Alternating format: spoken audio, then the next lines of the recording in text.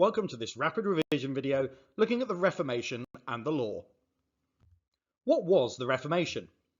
In 1517, a German priest called Martin Luther issued a strong criticism of the Church. He argued against what he saw as corruption and misinterpretation of the Bible in what has now become known as the Catholic Church. This protest gave rise to Protestantism. Some countries, including England, became influenced by Luther's ideas and moved away from the Catholic Church. This process of religious change is known as the Reformation. This also sparked hundreds of years of conflict. Let's consider heresy and treason. Throughout the 16th century, the ruling religion in England changed several times. This meant that at times Catholics were criminalised for their beliefs, and at other times the same thing happened to Protestants. Heresy was the crime of challenging the Church and seen as an offence against God. Treason was a crime against the ruler and was a challenge to their authority. This meant that when Henry VIII made himself head of the Church of England in 1534, anyone who challenged his status as head of the Church would be considered guilty of treason. Let's consider how heretics were punished. The punishment for heresy was to be burned at the stake. This was a particularly gruesome and agonising method of execution. Death often took a long time, caused by inhaling the smoke or from the shock and pain of the burns. The woodcut here shows the execution of Archbishop Cranmer during the reign of Mary I. You can see him saying, "Lord, receive my soul," and this had a strong religious element to it as an execution method. The destruction of the body by the fire was supposed to prevent someone's passage into heaven. Like many forms of public execution, it was also spectacular and horrifying, having a deterrent effect. However, many people sentenced to die in this way had the chance to recant. This meant that they were humiliated, and they often had to carry the articles of what would have been their execution to the place of their execution, and there the stake and sticks were burned in their place, but they were let off. A lot of people did choose this route. Others, though, stayed by their faith and chose to die. Some weren't given the choice at all. So now we're going to consider religious change and the law. Each of the Tudor monarchs made changes to both religion and the law, and I'm going to try and indicate this on my patented Protestantometer. In 1509, Henry VIII was Catholic. He persecuted Protestants.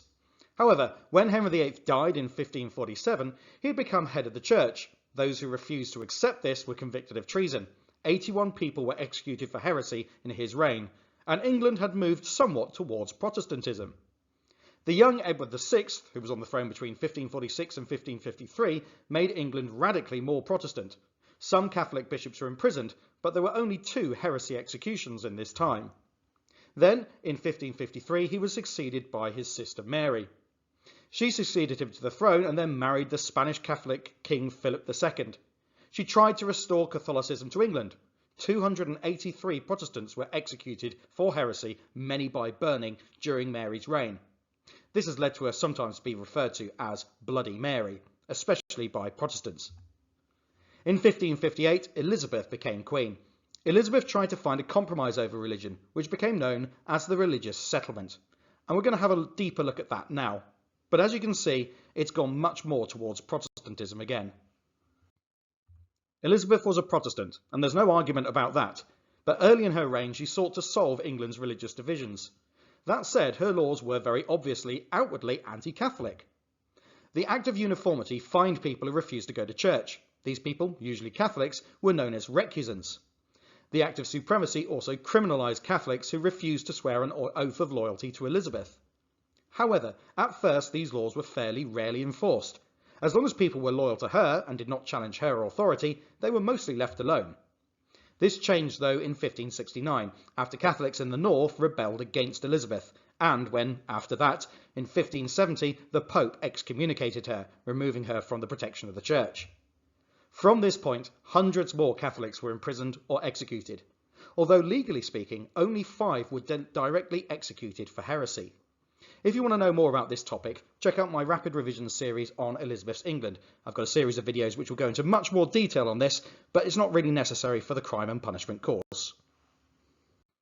However, famously, Elizabeth died childless in 1603 with no one to pass the throne onto, so instead it was given to James V of Scotland, who shared ancestry with Elizabeth, being the son of her cousin, Mary, Queen of Scots. Mary, Queen of Scots, of course, was Catholic, but James had been raised by Protestant tutors whilst Mary was in England effectively under arrest and then had been executed by Elizabeth.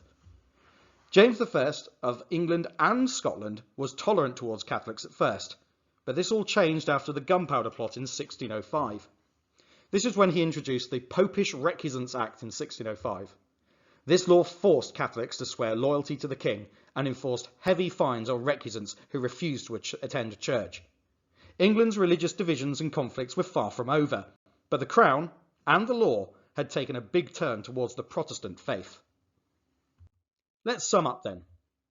Martin Luther began the Protestant movement as a protest against the Catholic Church. Throughout the 16th and 17th centuries, Europe was rocked by the Reformation and conflicts between Catholics and Protestants. Heretics were often burned at the stake. In England, Henry VIII was Catholic, but later broke away from the Catholic Church by declaring himself the head of the Church of England. Refusing to recognise this also became treason. Edward VI's government made England even more Protestant. Mary I tried to make England Catholic again, executing almost 300 people for heresy. And Elizabeth I tried to find a religious settlement, passing and eventually enforcing anti-Catholic laws. James I took this further after the Gunpowder Plot in 1605 by increasing fines against recusants. That concludes this rapid revision video looking at the effects of the Reformation on the law in England and all of those changes between Protestant and Catholic rulers. I hope it's been useful to you, and if it has, please do like the video and subscribe to the channel for more. Thanks very much for watching, and goodbye.